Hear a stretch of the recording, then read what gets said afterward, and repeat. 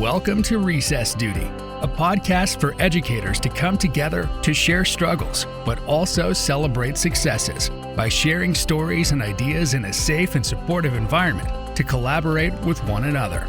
Here's your host, Levi Allison.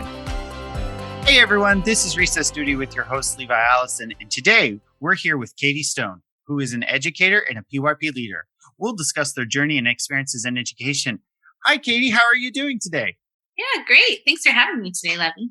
Absolutely. I am a big fan of yours. We've been Twitter friends for a very long time, I feel like. You're always a staple in our PYP chat. So when I started this podcast, I knew I was going to have you. So I'm very excited you're here today. So Katie, tell us, for those of us listening, tell us a little bit about yourself. Where are you from? Where do you work? And a little bit about who you are. Well, my name is Katie Stone. I am originally from the U.S. I was born and raised in California, but I have spent 12 years now overseas. So nice. A little bit about me is also a little bit about my connection to education, I guess, and how I became the educator that I am. So I always wanted to be a teacher as a kid growing up, but I also was a little hesitant to be a teacher. My mom worked in schools. She was a speech therapist.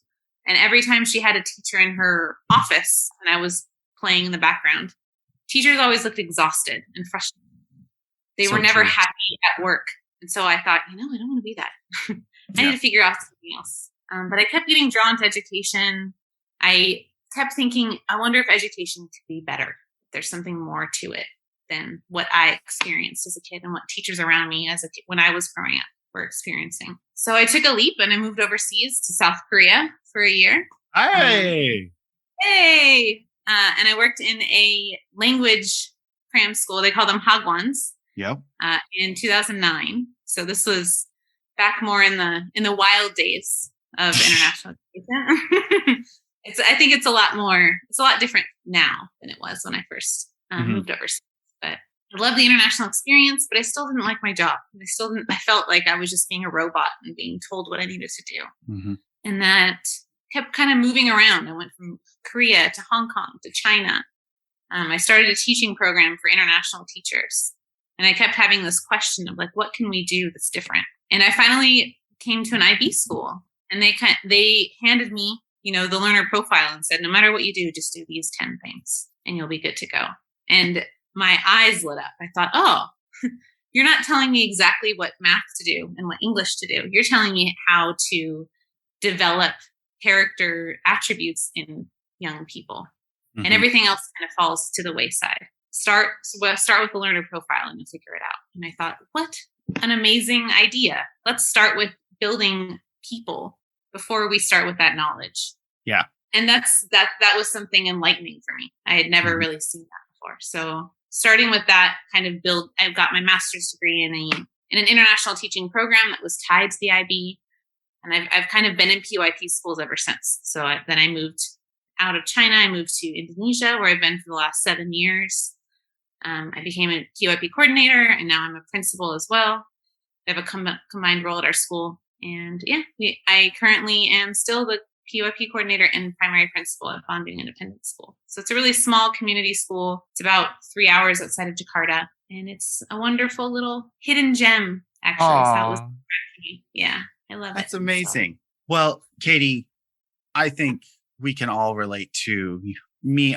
I'm putting myself out there very quick because I absolutely agree. Coming from the States where it is so rigid, where I remember chapter 1, week 1, chapter 2, week 2, chapter 3, week 3, worksheets and worksheets of math, of times 100 facts in a minute. I remember going overseas and just being floored by wait, what? Where's the day-by-day plans that we were expected to have every single week? Oh, you want 6-week unit plans of overall character attributes and ATL skills that we teach through? And that was really hard. I don't know about you, but that was really hard for me to really wrap my head around. And now that I've done it a lot of different ways and different times, and I'm still learning and tweaking how to fine tune the different skills and different attributes and the different content of music, I am really in love with building good people at the core heart of it all. And I think your absolutely story is going to resonate with a lot of people out there, because I do think what most teachers get into the business for is building good people. Right. And I think that's around the world, we'll see new teachers that are burned out and leaving the profession because it's become in so many places for so many different reasons. It's not about that anymore. It's about paperwork. It's about grants. It's about all of these different things that are overloading teachers. And really the reason why everyone gets into education is for helping young people become the best, right? That's what we're all here for. So. Oh, yeah, I love what you just said. I love what you just said, because I always we have parent teacher conferences coming up, and I always say, I am not here to teach your child to be Beethoven. I am here to allow your child to express themselves and help them grow a love of music, plain and simple. Exactly. And that filled my bucket up, Katie. Oh, good. So Katie, what are you really excited about right now? What's happening in your school or in your life or professional life or learning that you're really excited about that you want to share with people? Something that I've been really interested in and getting really excited about is just the sense of agency from a teacher perspective. So I think in the last few years, we've started using, this idea of learner agency is the new buzzword, right? Something that everyone needs to start, feels like this, almost like a vocabulary word to start using more. But I'm really looking into how to make this authentic for all stakeholders in the school. So not only is it important, of course, to give students, choices and to let them kind of navigate their own learning, but I think we need to do the same with teachers, with administrators, with parents, with all stakeholders in our school. What choices are we giving them? What are we deciding for them that they could decide for themselves? I feel like that's something that's still kind of new for us as a school. We're still trying to figure out, what does that look like? What does it look like when two different people's choices, clash? How do we honor the agency of different teachers and parents simultaneously when they might be wanting completely different things, opposing things? So that's kind of something that I'm still kind of grappling with, but I'm really excited about and trying to find different answers to. Yeah. When I took Building for the Future, the IB course, it was one of the most exciting things I've ever been a part of, because the moment that Mark White, who was leading the thing, said, "In nowhere does this say student agency," the graph. He said, "This is agency for all learners, parents, teachers, students, staff, everyone." He's like, "Nowhere does this say student."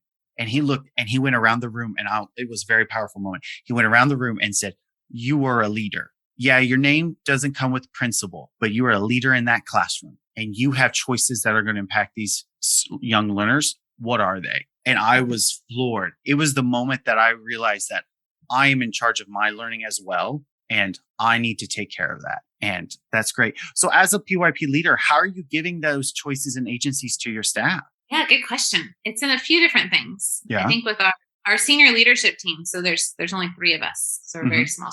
We have a primary principal, a secondary principal, and a head of school. We revamped our professional learning growth and appraisal process.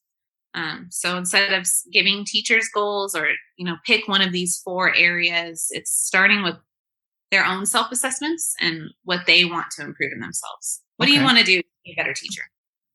Let's start there. And that will be your goal for the year. And let's look at ways that I can work with you to help you achieve your goal, just like we would with the students in the classroom. What do you need? And we've noticed this year that a lot of the homeroom teachers are really interested in math inquiry. They all met separately with me, but they all kind of had the same goal, which surprised all of them that they were all kind of interested in this. How do we make standalone math, multiplication, learning, division and fractions? How do we make that inquiry based? So I took that information just like I would as a teacher in a classroom, and this is what is driving our staff meetings. Are these different math inquiry investigations? What different resources are out there? What kind of PD can we do as a whole team? What specific PD would help, early years versus grade 5? What do you need to make math more inquiry based? Maybe we should be going into each other's classrooms, and let's make a schedule of peer observations.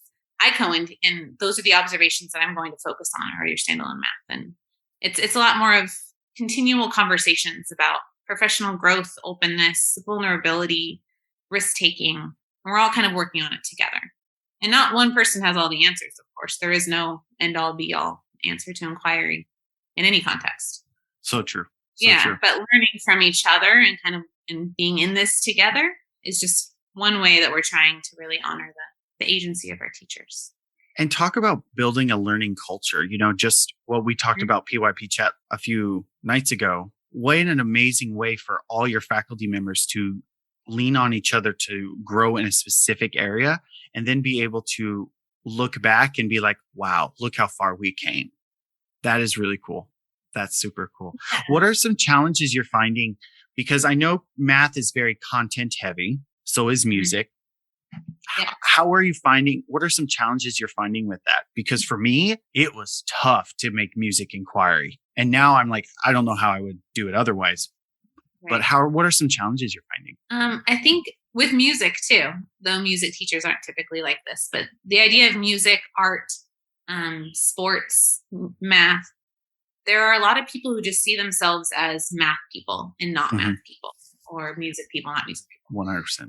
Oh, I'm just not a math person. I'm not good at math. When no one can not be good at math. It's the language of the world. It's the one shared language that we all have.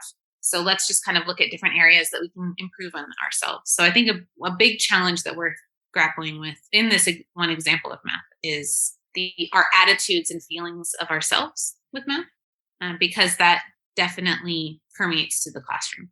If a teacher doesn't feel comfortable teaching math, they're going to lean on how they were taught, what they were taught when they were kids, and they're going to be really hesitant to kind of take risks with that because they're not comfortable on that. So that's kind of the big first leap, is getting everybody to be able to see themselves as math people. We're watching like a lot of different Jill Bollard. I don't know if you know who Jill Bollard is, but she's she's my hero. I love her.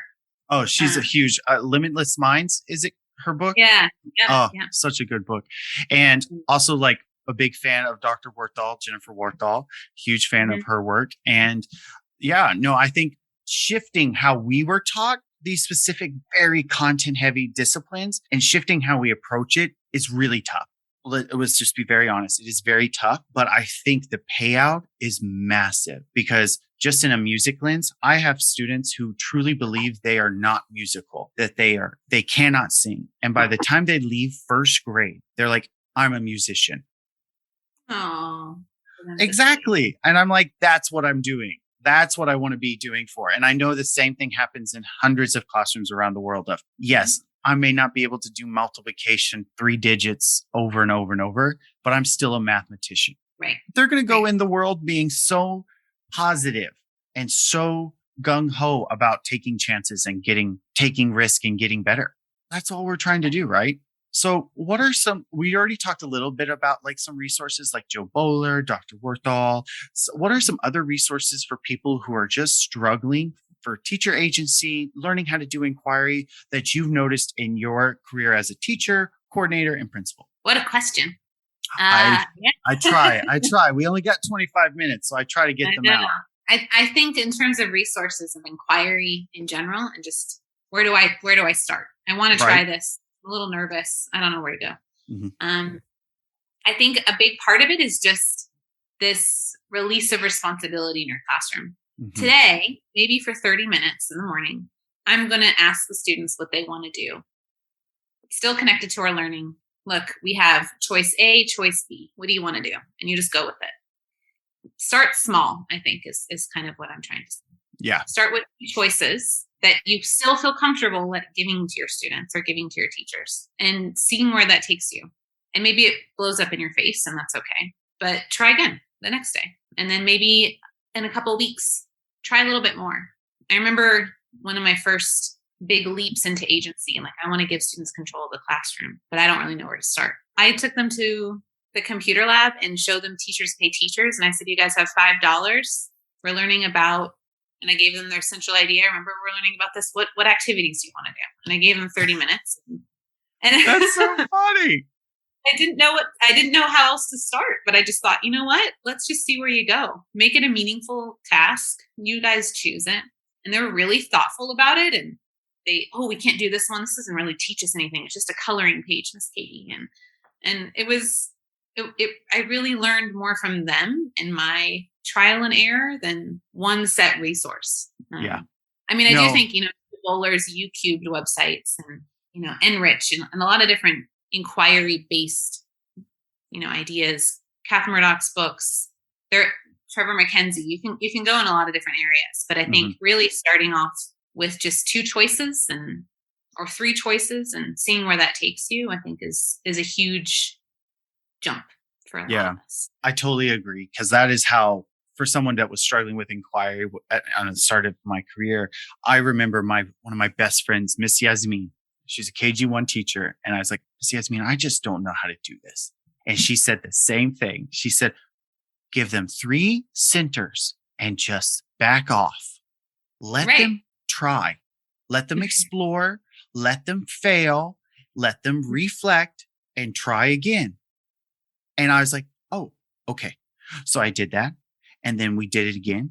She and I talked, did a little bit more, tried it with 4th grade, tried it with 5th grade, tried different ways of this. And then she's like, okay, now you're going to add a question. Now you're going to add a provocation and a little this. And I was like, oh my goodness. It was so helpful. And all it was is 3 things. Just give them 3 things and leave them alone. Exactly. See what they do. Yeah. And so many times because we're teachers, we really want to we have structure and we like our lives with our structures, is my opinion. And I feel we try to jump in and fix it so many times. How many times, when a student is playing a xylophone, how many times do I have to back away before I go and fix their xylophone technique? So it's a lot of fun. Exactly. That's exactly right. I think sitting on our hands, physically and mentally, just don't reach and try to fix it. Sit, watch. And when it doesn't work, because it doesn't always work, I think talking about that and being honest with your students or your teachers or whatever context it is. Look, that didn't really go well. I thought I was going to do this. That didn't happen. Let's try something else, and moving on and recognizing that sometimes things don't work, and that's perfectly fine. And again, going back to culture of learning, what an amazing way for students to see that teachers are also being reflective and also make mistakes. And also it's a learning, and we're trying. And we, like you said, we don't have all the answers. Nobody does. And we're just trying. What a powerful statement. So, Katie, what has changed your mind about education so far? Has there been something because of COVID or because of PYP or because of your different roles that's really just changed your mind? Yeah, good question. So I think this is going to sound kind of corny, but I think really what changed my mind was watching the students actually inquire and investigate into things and get excited about them. And I thought, okay, it's not just governmental structures that we have in place across, different cultures and societies. It's not all of that. Sometimes we need to let go and have fun with the kids. And once I was with students and I started working in inquiry and we started having these incredible learning experiences, I realized, okay, we can actually accomplish a lot together. This isn't just about what's written on a scope and sequence. This is so much more to it than that. And I think really what changed my mind was just kind of being with the kids and being honest with the kids and having these really meaningful learning experiences together. Really, really just, okay, this is actually what I wanted to do. This is what I wanted to be. No, absolutely. And I didn't get to see a lot of that, I think, as a kid, because I was sitting in my mom's office. So I just saw her and teachers venting together. And then, of course, the way we, and that just wasn't my experience at first. But I think really getting to sit with the kids and getting to be not just the person in the front of the class with all the answers and the red pen, but just like a co-creator with them. I think that kind of changed my mind. When I realized I could do that, when the kids can do just as much as I could, I was hooked. Yeah. Still hooked. Absolutely. One of the best pieces of advice I've ever been given, and I'll get your take on it, was if you were working harder than the students, who is doing the learning? Right. And 100%. I was like, whoa, it really hit me. I was like, oh my goodness, am I doing all the learning here? Should they be doing more? And so, again, reflection and trying something new. And that's what happened. It was really amazing. So, Katie, where do you go for inspiration during the day? Or if you're having a bad day or a lesson's not going really well, what do you do for inspiration to get right back out there? A couple of things. I go have a snack with the kids and just sit down, drink a snack and coffee or something and just chat with them. Not in the classroom, not just right now because of COVID. We have to eat outside, which is relatively easy when you live on the equator because, weather's not really an issue. But we all have to sit. We basically have a picnic every day now, which is kind of cool. So just kind of sitting out on the soccer fields and having a granola bar with the kids and reminding myself of why I'm here. I think is sometimes those relationships are really the core of it all. So let's just kind of go sit, I know a couple of particular students that will always make me smile, right? Do that. Sometimes we just need to unplug for a little bit, especially in COVID and distance learning and everything that's going on with that. And the constant challenges surrounding that. Just because we're open today doesn't mean we're going to be open tomorrow. So that constant pressure and stress, I think sometimes we just need to close our laptops and go be with our family, go walk the dog, go play with my baby, check out for a little bit and take care of myself. I think there really is a lot to the concept of not being able to pour from an empty cup. So I think that's another really important thing. Reminding yourself why you're with your job and taking care of yourself personally, physically, mentally. We would ask the same thing of our kids. So let's do that for ourselves. One of the best things, I absolutely agree with you. One of the best things I've ever done was get a dog. And the way that I recharge is I walk my dog every day without my phone. And huge. I didn't realize how massive that would be. I really didn't.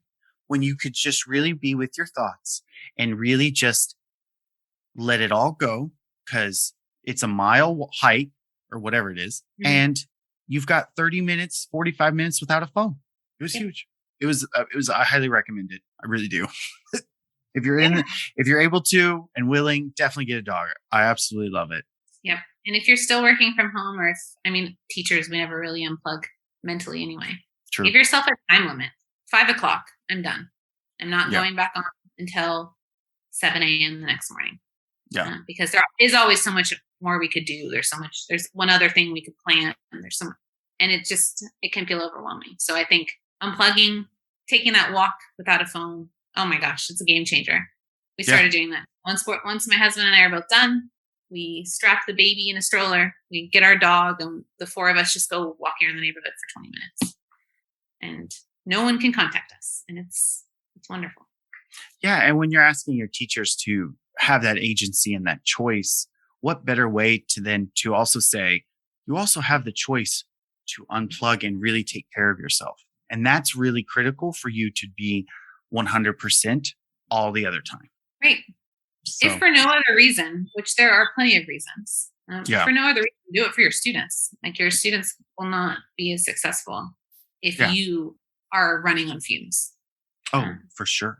For sure. So please take care of yourselves. And you shouldn't just be taking care of yourselves for your job either. I mean, this is more than a job. It is more of a calling kind of profession. But at the end of the day, your health is number one. So. Yeah, absolutely. And if we're not going to take care of us, who is, right? Like we've got to focus on priorities, and you can't pour from an empty cup, like you said. You can't. So for those first-time listeners out there and first-time inquirers and first-time teachers, what is one key piece of advice you want to give them? Keep trying new things. I think if you get to a point to where you're not trying anything new, you're just, this is what I did last year. This is what worked in my last unit. It's not going to be a fun job anymore. It's going to just be going through the. So, and if it's not a fun, passionate job, then you're doing your students a disservice too, if you're not as excited as you want them to be. So I think keep trying something new. Every unit, every year, try one thing new at least.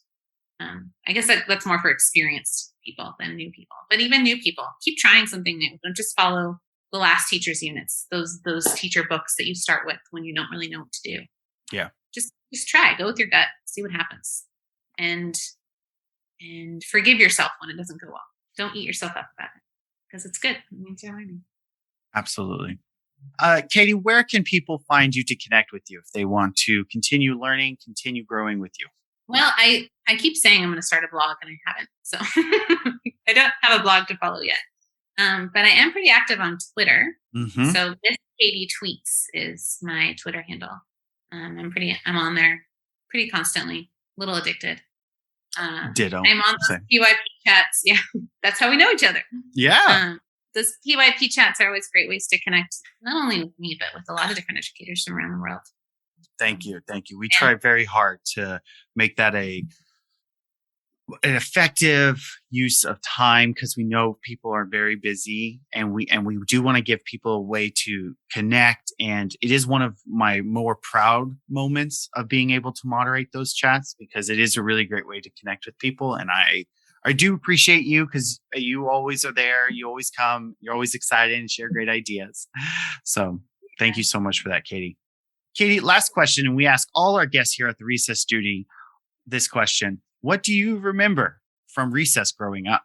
I remember at recess leaving a classroom. I was a very anxious kid. So I remember leaving the classroom and finally being able to let it go. And just being able to have fun and enjoy myself and smell the grass and play in the sand and have meaningful relationships, which is not something I would say when I'm 9, but having meaningful relationships outside of the classroom and just having fun at school. Having fun at school, I think, is why we all want to be educators. And for me as a kid, that was only at recess. So I'm very thankful that I had those opportunities to play and just enjoy each other. See my friends. Yeah. That's amazing. School should be fun. School should be recess all day. And that's why I really wanted to create Recess Duty Podcast, because it is supposed to be just a fun place for people to gather and hang out and just